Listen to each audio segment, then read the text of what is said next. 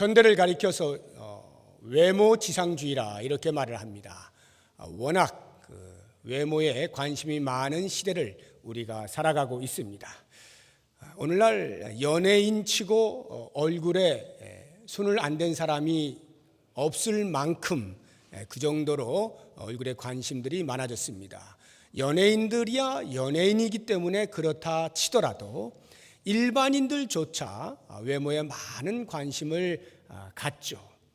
여인들은 아침이면 늘 일어나서 화장을 하고 예쁘게 하고 거울을 보면 다른 사람들이 나를 보고 흉볼 곳이 있을까 없을까를 잘 살피지 않습니까? 그래서 머리도 만지고 얼굴에 화장도 하고 옷 매무새도 하고 이렇게 해서 이제 나갑니다.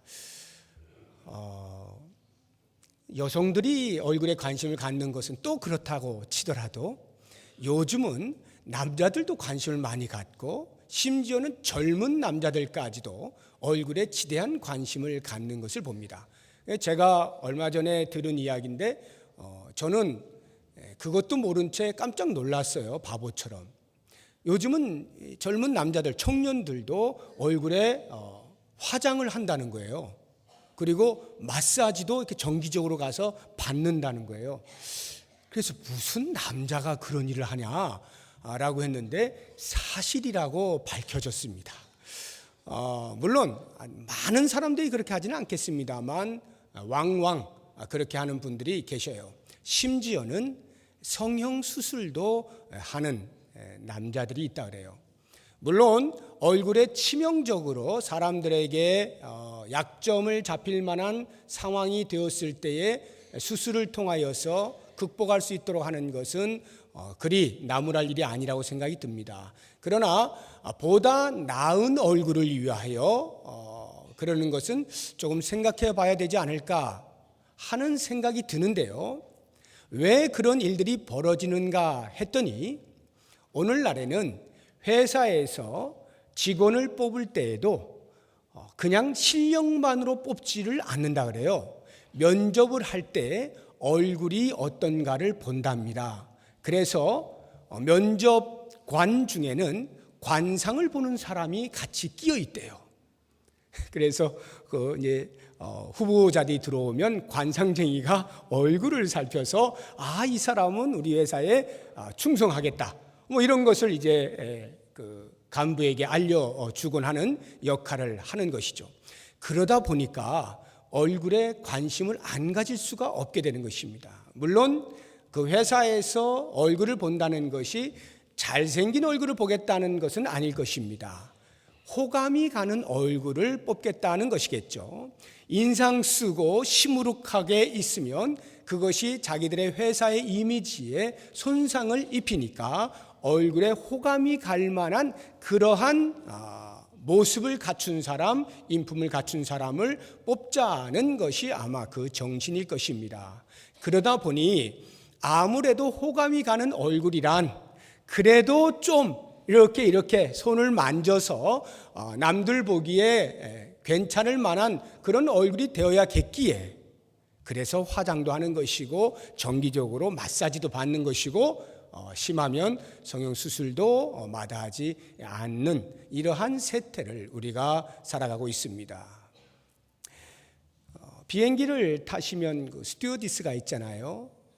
보시면 아시겠지만 얼굴이 물론 얼굴 예쁜 사람이 상당히 많이 있습니다만 꼭 얼굴 예쁜 사람만 뽑는 것은 아닙니다. 얼굴이 환한 사람들에게 친근감을 줄 수 있는 그런 얼굴들이 대부분이고요. 그 얼굴은 그냥 저절로 생겨나는 것은 아니고 스튜어디스에 1차 합격을 하면요.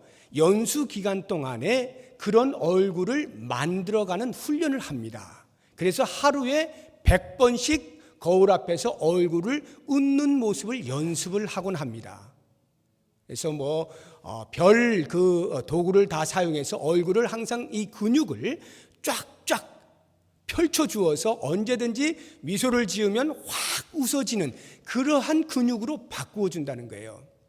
스튜어디스뿐만이 아니죠. 백화점 같은 데도 가보시면은 서비스 업계에 종사하는 사람은 대부분 그 주인이 그것을 요구합니다. 사람들에게 친절을 베푸는 얼굴을 가져야 한다라고 하는 것이죠. 심지어는 주차장에서 주차하시는 분들도 얼굴을 보면 환하게 웃으면서 어서 오세요, 이쪽으로 가서 이렇게 하지 않습니까?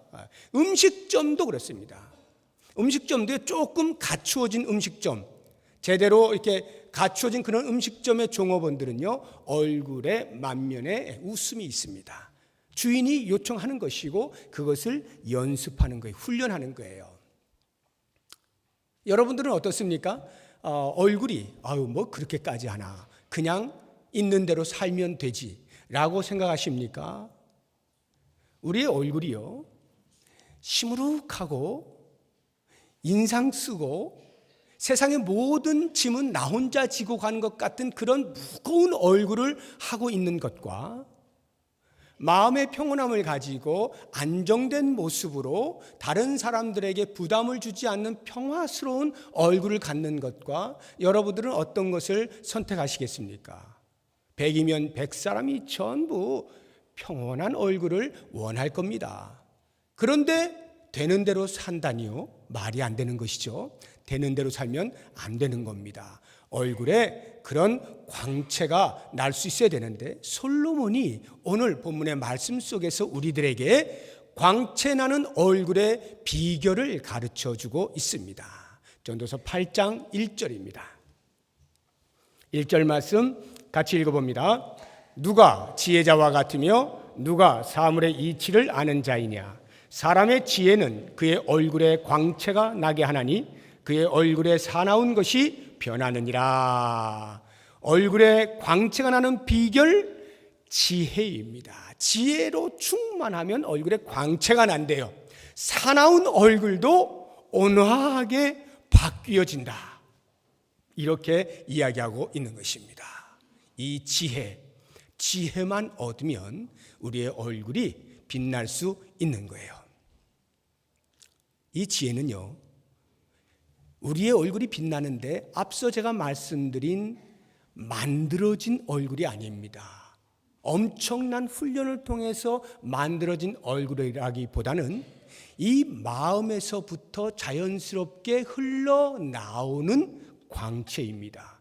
지혜가 충만하면, 그것으로 쌓여 있으면 그것이 흘러넘칠 때에 얼굴로 빛이 되어 나타난다라고 하는 거예요. 그런 의미에서 이 지혜를 얻는다는 것은 그 어떤 것보다 우리의 삶의 질을 높여줄 수 있는 중요한 요소다라고 하는 것을 알 수가 있습니다. 자, 그런데 솔로몬이요, 이 지혜를 얻는 것에 있어서 얼마나 그러면 노력을 했겠어요? 답이 있습니다. 그 지혜를 내가 얻을 수가 없다. 이렇게 말을 하는 거예요. 참 아이러니하지 않습니까? 그것이 23절부터 나오는 내용이에요. 7장 보세요. 8장 1절이 결론의 부분이라고 만약 가정한다면 7장 23절부터는 그 결론에 상반되는, 맞지 않는 이야기들을 하고 있는 것입니다. 23절 보세요. 내가 이 모든 것을 지혜로 시험하며 스스로 이르기를 내가 지혜자가 되리라 하였으나 지혜가 나를 멀리 하였도다. 내가 지혜자가 되겠다라고 마음을 먹은 것입니다. 여기 지혜자라고 하는 것은 세상의 모든 이치를 통달하는 사람을 가리킵니다. 이치를 다 깨닫는 거예요. 섭렵하는 거예요. 세상에 일어나는 여러 가지 어려운 문제들, 복잡하게 얽혀있는 것들을 다 해결할 수 있어요. 해답을 가지고 있는 사람, 이 사람을 지혜자라고 하는데, 솔로몬이 얼마나 지혜가 출중한 왕이었습니까? 그래서 내가 그 지혜자가 되어보겠노라 하였는데 답으로 얻은 것이 무엇이냐 하면 지혜가 나를 멀리 하였다. 지혜가 나를 멀리 하였다는 말이 무슨 말일까요? 내가 그 지혜를 움켜잡으려 하였으나 나의 능력 바뀌었다, 이 말이에요. Beyond me, 내 영역 너머에 있는 것이었다. 아무리 붙잡으려고 하고 아무리 취하려고 하여도 그것에 도달할 수가 없다라고 하는 것이 솔로몬 왕의 이야기입니다. 그래서 24절도 보시게 되면 이미 있는 것은 멀고 또 깊고 깊도다. 누가 능히 통달하랴. 아무도 근접할 수가 없노라라고 이야기를 하고 있는 것입니다. 이것은 솔로몬의 이야기뿐만이 아니에요. 당대 최고 의인이라 불려졌던 욥도 동일한 이야기를 하고 있습니다. 우리 한번 찾아보죠. 욥기서 28장을 가보시기 바랍니다. 전도서에서 앞쪽으로 조금 더 넘기시면 욥기가 나옵니다. 이걸 앞쪽이라고 해야 되나요? 뒤쪽이라고 해야 되나요? 창세기에 더 가깝게 가는 거, 이걸 뒤라고 해야 되나요? 욥기서 28장, 구약성경 787쪽인데요. 이 욥기 28장은 앞으로 몇 번을 볼 거기 때문에 여기 책갈피를 좀 해두시면 좋을 것 같습니다. 계속 이렇게 넘기셔야 되기 때문에. 자, 욥기서 28장 12절입니다. 12절과 13절 같이 읽어봅니다. 그러나 지혜는 어디서 얻으며 명철이 있는 곳은 어디인고 그 길을 사람이 알지 못하나니 사람 사는 땅에서는 찾을 수 없구나. 이것이 욥의 고백이에요. 도저히 지혜를 찾아보려 하였으나 찾을 길이 없다라고 하는 것이죠. 그런데 만약에 인간의 이성으로서 이 땅에 있는 모든 이치를 깨닫고 이 땅에 일어나는 모든 문제들에 대하여 답을 줄 수 있다라고 생각한다면 그것은 오해이며 자가 당착에 빠질 수 있다라고 이야기를 하고 있는 것입니다. 그것이 26절 말씀이에요. 본문 7장, 전도서 7장 26절 같이 읽어봅니다. 마음은 올무와 금을 갖고 손은 포승 같은 여인은 사망보다 더 쓰다는 사실을 내가 알아내었도다. 그러므로 하나님을 기쁘게 하는 자는 그 여인을 피하려니와 죄인은 그 여인에게 붙잡히리로다. 지금 지혜에 대한 이야기를 계속 해내려가다가 말고 갑자기 여인 이야기가 나옵니다. 여기 여인은 그냥 일반 여인이 아니라 남자를 유혹하는 여자를 말하는 거예요. 남자 유혹하는 여자들이 있죠. 그 여인을 말하는 것인데 이 여인을 표현하기를 마음이, 그 여인의 마음이 올무와 금을 같다. 그리고 그 여인의 손은 포승 같다. 포승줄, 밧줄, 이렇게 사람을 꽁꽁 묶는 그런 밧줄과도 같다 라고 이야기를 하고 있는 것입니다. 자, 이 지혜를 이야기하다 말고 왜 갑자기 여인 이야기를 하는가? 이 남자를 유혹하는 여인, 혹시 여러분 가운데 경험이 있으시면 안 되겠는데 이런 여인이 우리 주변에 있죠. 남심을 훔치는 여인들이 있습니다. 그런데 바보 같은 남자들은 그 자기의 마음을 훔치는 것을 알지 못한 채 자기의 마음을 이해해 준다고 생각하고 그곳을 찾아가고 자기의 마음을 나누곤 합니다. 그러면 그 여인은 마음이 바다와 같아서 무슨 말을 하든지 함께 웃고 함께 울어줍니다. 그리고 그녀의 부드러운 손이 얼굴을 만져주기라도 할 것 같으면 그냥 그 치마폭에 푹 빠지는 것이 어리석은 남자들입니다. 모두가 돈을 위하여 하고 있는 그 사실을 알지 못한 채 그냥 그 여인에게 빠져들곤 하는 것이 어리석은 남자들이에요. 성경에 이 대표적인 남자가 있죠. 사사기에 등장하는 마지막 사사 삼손. 삼손이 가사라고 하는 동네에 살고 있는 기생 들릴라에게 빠지죠. 사랑을 해버립니다. 그런데 그 사실을 알게 된 적군이 들릴라를 몰래 찾아와서 뇌물을 주고, 야, 우리가 삼손을 처치해야 되겠는데 저 삼손이 어디에서 힘이 나오는지 도저히 알 길이 없다. 그것만 우리에게 알려주면 해달라는 거 다 해줄게 해가지고 그 여인을 포섭을 해가지고 이 들릴라가 날마다 자기를 찾아오는 삼손을 무릎에 눕혀놓고 쓰다듬어 주면서 부드러운 손길로 계속해서 그의 모든 말을 다 받아주면서 힘이 어디서 나와? 이 삼손이 그냥 녹아지는 거예요. 말을 안 할 수가 없어요. 그래서 말은 해야 되겠는데 말을 했다가는 하나님한테 혼날 것 같거든요. 그래서 거짓말을 하는 겁니다. 이 여인이 속았죠.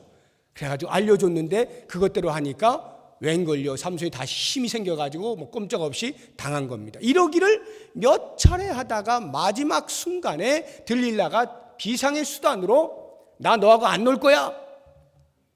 아마도 이랬을 거예요. 그러면서 이제 마지막 마음을 훔치는데 그만 삼손이 어쩔 도리가 없이 자기의 비밀을 이야기해 줍니다. 그래서 결국 블레셋 사람들에게 붙잡히지 않습니까?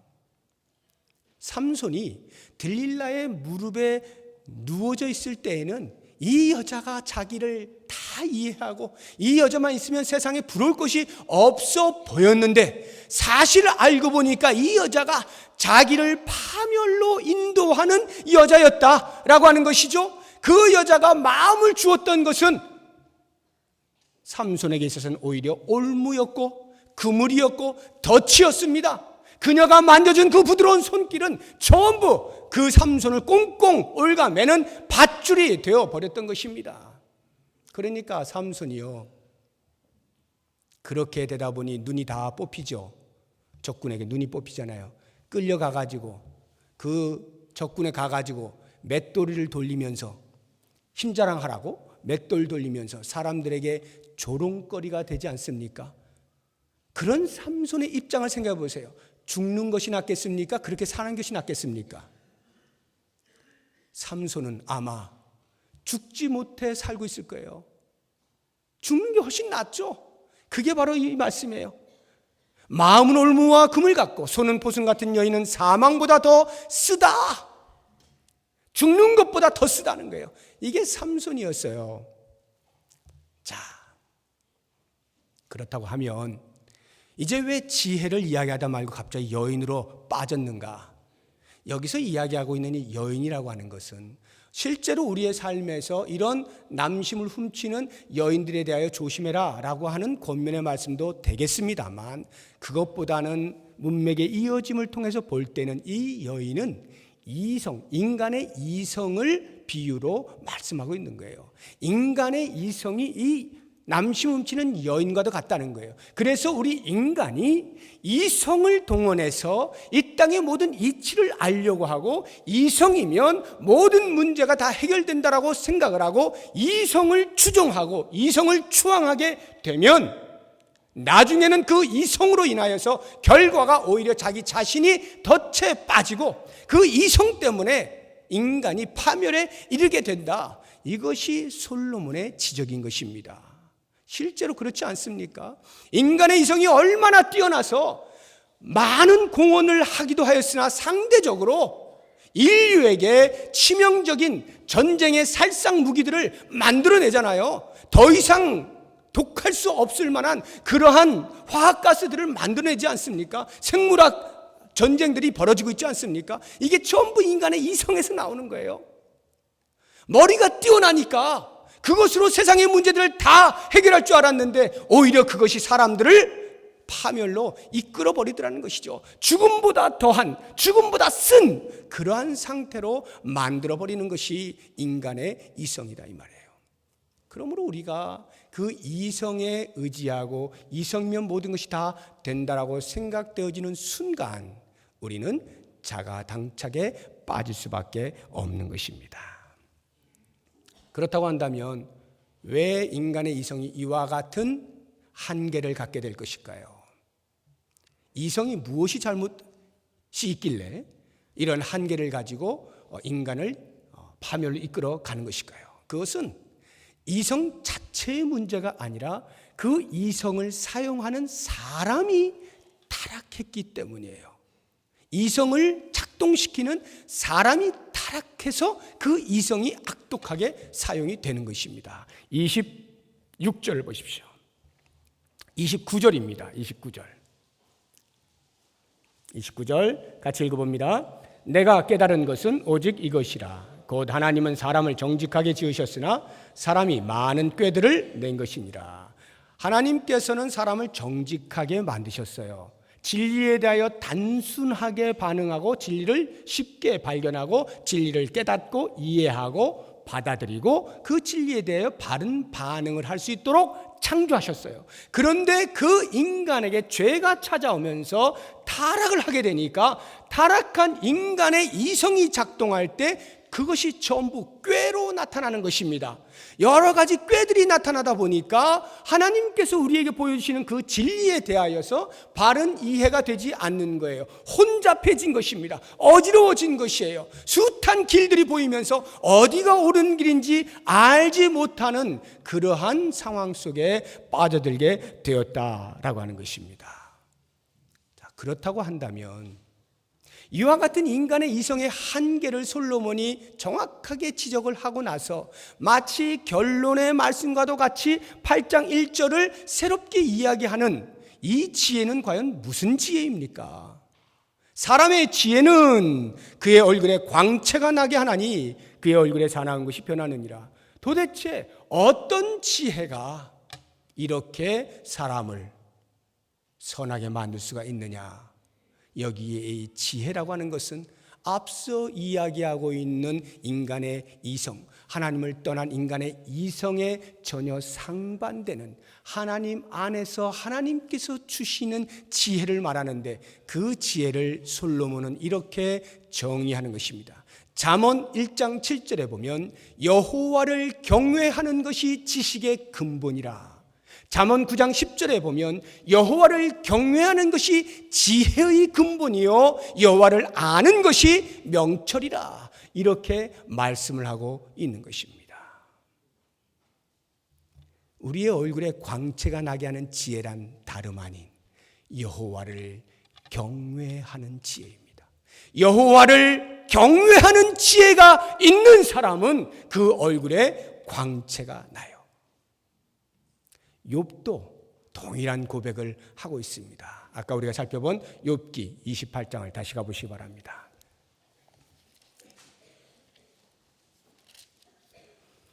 욥기 28장 제일 마지막 절 28절입니다. 같이 읽어봅니다. 또 사람에게 말씀하셨도다. 보라, 주를 경외함이 지혜요 악을 떠남이 명철이니라. 주를 경외하는 것이 지혜고 악을 떠나는 것이 명철이라 이야기를 하고 있는 것입니다. 그렇습니다. 악을 떠나는 것이 지혜예요. 악을 행하는 사람은요 그 얼굴이 굳어진다라고 솔로몬이 잠언 21장 29절에서 말씀하고 있어요. 악인은 자기의 얼굴을 굳게 하나. 여호와를 경외하는 자, 명철이 있는 자, 지혜로운 자는 그 얼굴에 광채가 날 것이요 사나운 얼굴도 변하여 온화하게 될 것이다 라고 말씀을 하고 있는 것입니다. 왜 그렇습니까? 하나님을 경외한다는 것, 어떤 하나님이냐? 하나님이 참 지혜를 가지신 분이요 하나님이 참 지혜의 원천이시고 하나님만이 참 지혜를 인간에게 주실 수 있는 수요자이시기 때문에 그렇다라고 하는 거예요. 하나님만이 진정한 지혜자이셔요. 다시 욥기 28장을 가봅니다. 욥기 28장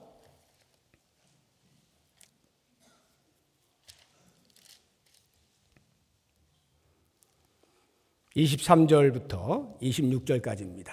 하나님이 얼마나 지혜로우신가 욥의 고백을 통해서 잠시 우리가 보도록 하겠습니다. 23절부터 26절까지 시작. 하나님이 그 길을 아시며 있는 곳을 아시나니 이는 그가 땅끝까지 감찰하시며 온 천하를 살피시며 바람의 무게를 정하시며 물의 분량을 정하시며 비 내리는 법칙을 정하시고 비구름의 길과 우레의 법칙을 만드셨습니다. 모든 자연 만물의 운행을 하나님께서 정확하게 한치의 오차 없이 하고 계신다 이 말이에요. 그것이 하나님의 지혜입니다. 하나님의 전능하신 지혜가 온 우주 만물을 인간에게 가장 적합하게 만들어 운행케 하시는 것입니다.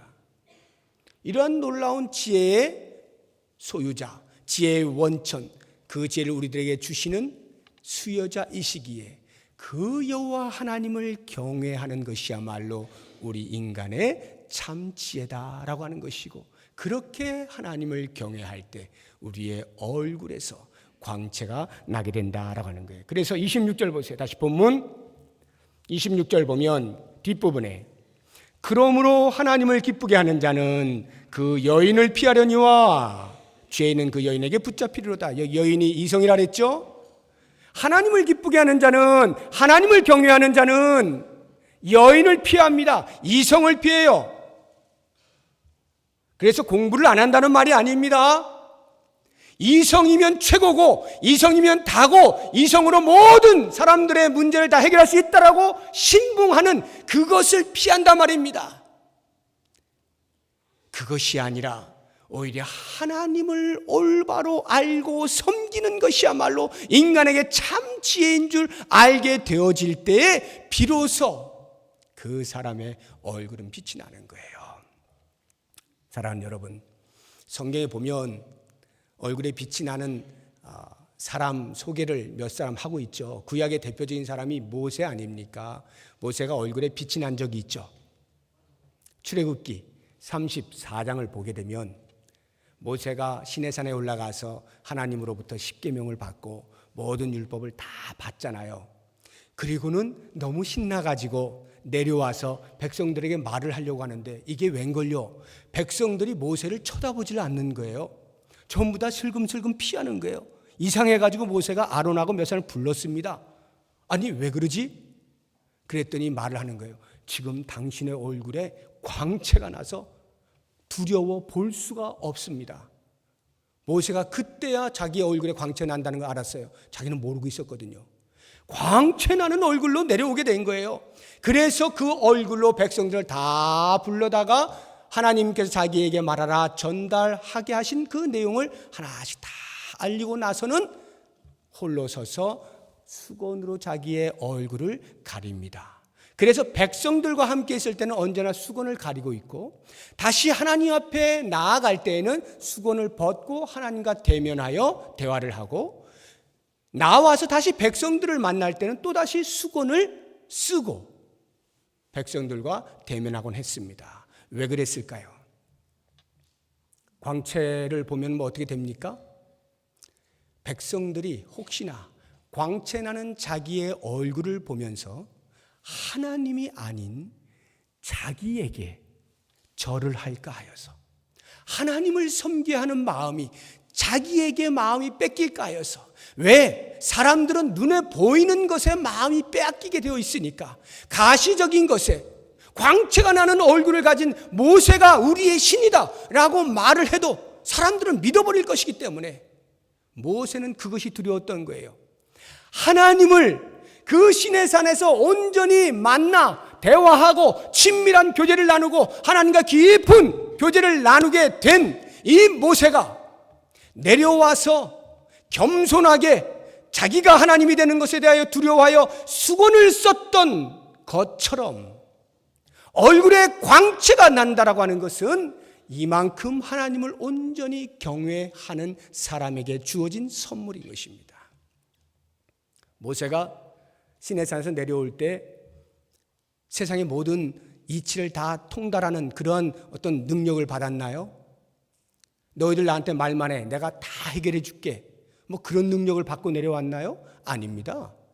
그러면 모세가 어떤 금은 보화를 양손에 가득 쥐고 어느 누구도 부러워하지 않을 만큼 그러한 갑부가 되어서 내려왔나요? 아닙니다. 모세가 산에 내려와서 한 것이라고는 딱 하나, 하나님과 깊은 친밀한 교제를 나눈 그것밖에 없어요. 하나님으로부터 직접 말씀을 듣고 그 말씀으로 충만한 상태, 그거 외에 아무것도 없어요. 그런데 그렇게 하여 산에서 내려왔는데 그 얼굴에서 광채가 나는 것입니다. 세상에 이성이 우리에게 광채를 주는 게 아니라 얼마나 똑똑해서가 아니라 얼마나 많이 가져서가 아니라 얼마만큼 하나님을 온전히 경외하는 사람으로 거듭났느냐, 얼마나 하나님의 말씀에 깊이 침잠해 있느냐, 얼마나 하나님과 깊은 인격적 교제를 나누는가 라고 하는 이것이 우리의 얼굴의 광채를 결정 지어준다 이 말이에요.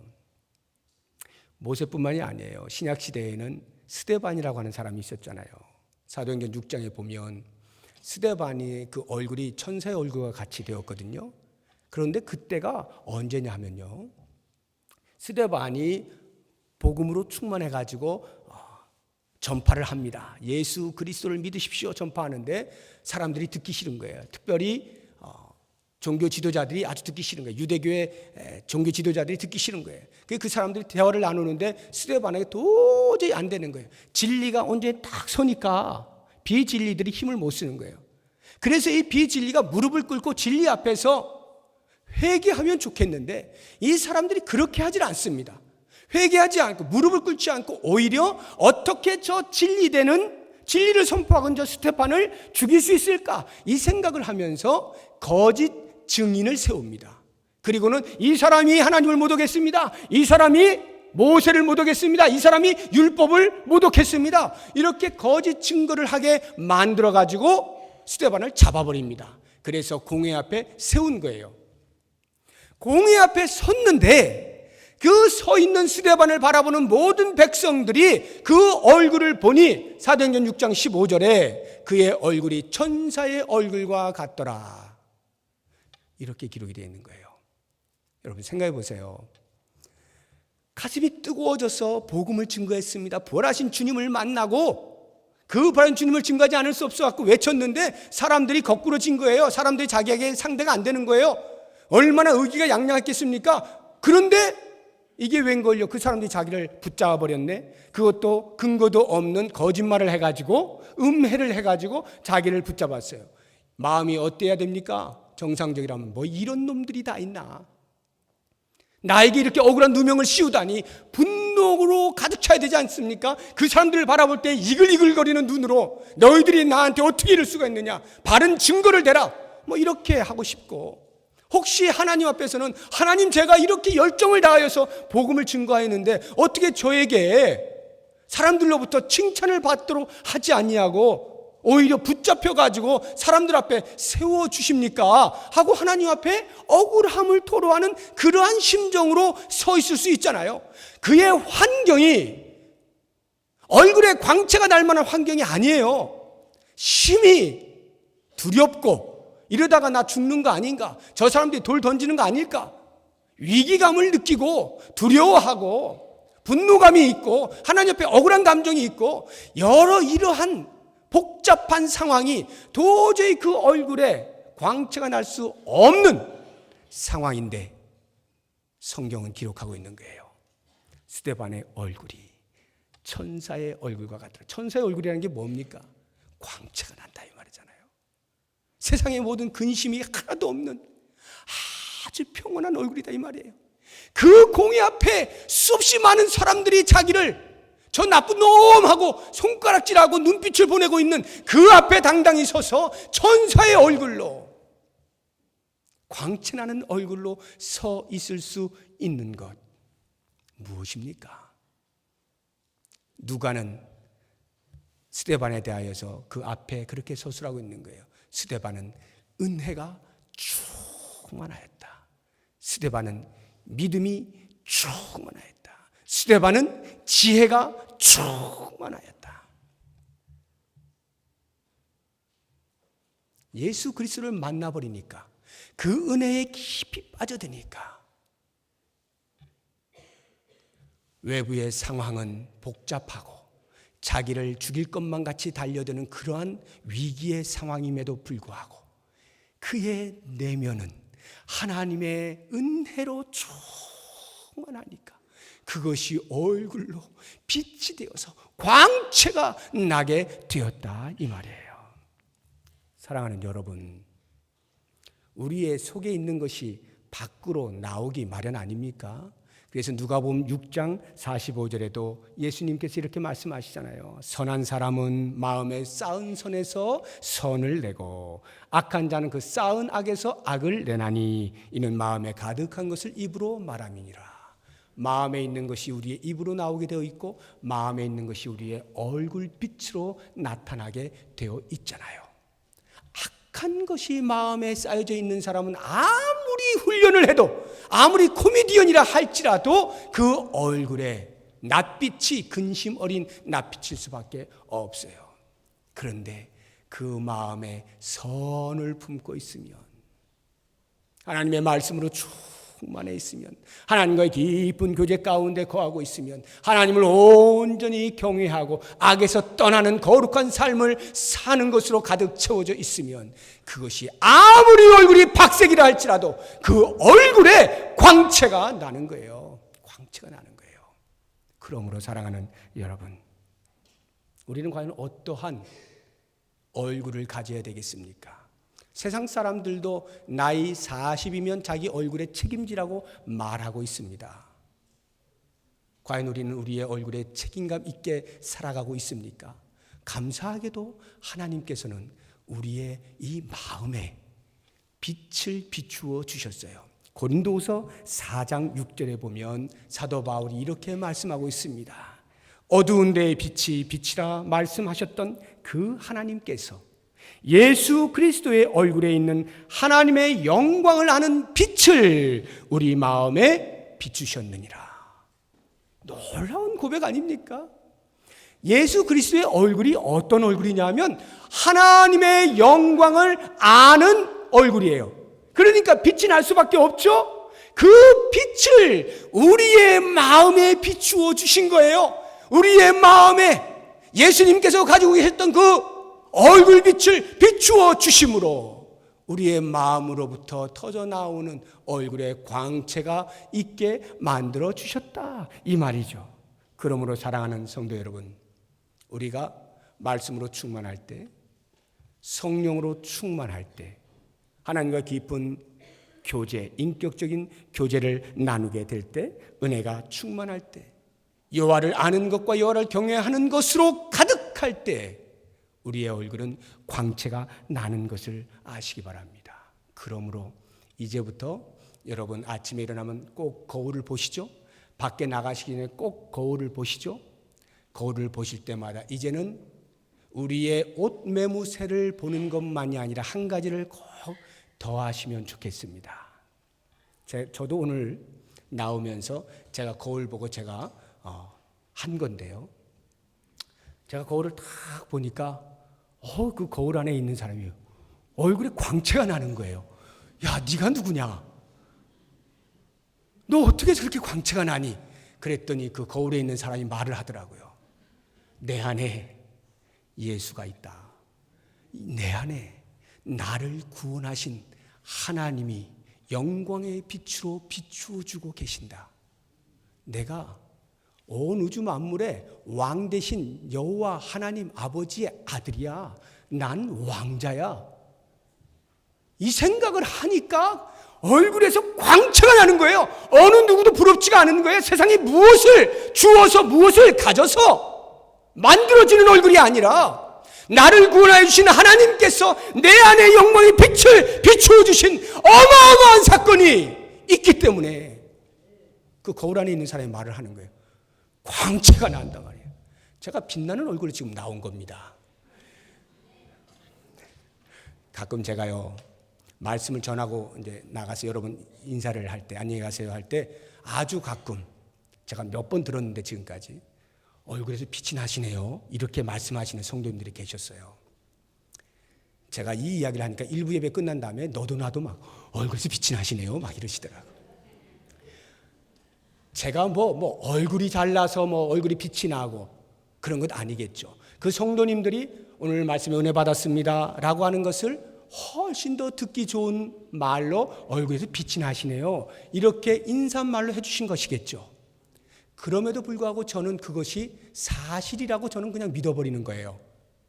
사실이다 이것은. 왜? 하나님의 진리의 말씀을 내 온몸과 마음으로 녹여서 내가 체득하고 납득하고 깨닫고 삶으로 살아내고 하는 이런 말씀을 사랑하는 성도들에게 외쳤을 때, 온몸과 마음을 다해 외쳤을 때, 하나님의 영광이 예배 가운데 나타날 때, 그렇게 선포되어진 주의 종의 얼굴이 빛이 안 나면 뭐 어떻게 하겠어요? 빛이 나야죠. 그러니 성도님들이 그런 말씀하시는 것은 당연하다, 저는 그렇게 여기고 오늘도 기대에 마지 않습니다. 사랑하는 여러분, 한번 생각해 보세요. 우리가 예수를 믿고 하나님의 아들이라는 권세를 말로는 얼마나 잘 알고 있습니까? 머리로는 얼마나 잘 알고 있어요. 그런데 과연 우리의 얼굴이 증명해내고 있습니까? 우리의 얼굴이 나는 그렇다라고 말하고 있습니까? 아니면 우리의 주변에 일어나고 있는 내 삶을 옥죄고 있는 여러 가지 많은 환경들로 인하여서 어쩔 수 없이 죽지 못해 사는 얼굴로 혹시 살고 있지 않습니까? 모든 염려와 근심을 온몸에 다 아는 채 그러한 얼굴로 살아가고 있지 않습니까? 가슴은 찢어지고 환경은 나아질 것이 없는 그러한 최악의 형편 가운데에서 나는 어쩔 수 없이 사는 사람이야, 그렇게 낙담한 채 사는 얼굴로 살지 않습니까? 또는 내 욕심만 챙기기 위해서 모든 욕심들을 더덕더덕 붙여놓은 얼굴로, 또는 다른 사람들의 말은 아랑곳하지 아니한 채 오직 나만 오라라고 생각하면서 내 고집으로 그냥 가득 찬 얼굴을 하면서, 또는 이 땅에서 더 이상 살 맛이 없어 절망스러운 얼굴을 하면서 왜 나한테만 이런 일이 벌어지는가? 교회는 왜 이 모양이야? 내 남편은 왜 이 모양이지? 내 아내는 왜 이런 거야? 불만에 가득한 얼굴로 그렇게 살아가고 있지 않습니까? 우리 하나님께서 우리의 마음 가운데 주신 마음은, 빛은 여호와의 영광을 아는 그리스도의 빛을 우리에게 주신 거예요. 그 빛을 심은 자로서 이제 우리는 거울을 볼 때마다 다시금 회복하셔야 됩니다. 내 얼굴이 보통 얼굴이 아니야. 전능하신 하나님의 자녀의 얼굴이지. 그 권세가 내게 있어야지 기뻐하는 것입니다. 감사하는 것입니다. 자랑스러워하는 것입니다. 자긍심을 갖는 거예요.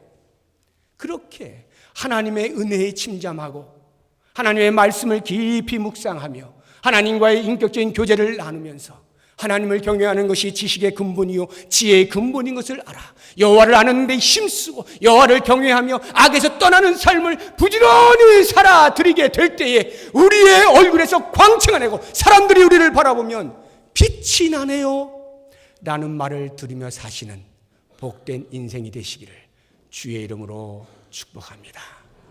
기도하겠습니다. 하나님을 사모합니다. 하나님을 신뢰합니다. 하나님만 의지합니다. 하나님만 신앙합니다. 이것이 우리의 마음에 충만하여 우리의 얼굴로 자연스럽게 드러나기 원합니다. 세상 사람들이 보고 광채나는 얼굴이라 말하는 것을 들을 수 있는 거룩한 삶과 멋진 삶을 우리 모두 살아내게 하여 주시옵소서. 예수님의 이름으로 기도드립니다. 아멘.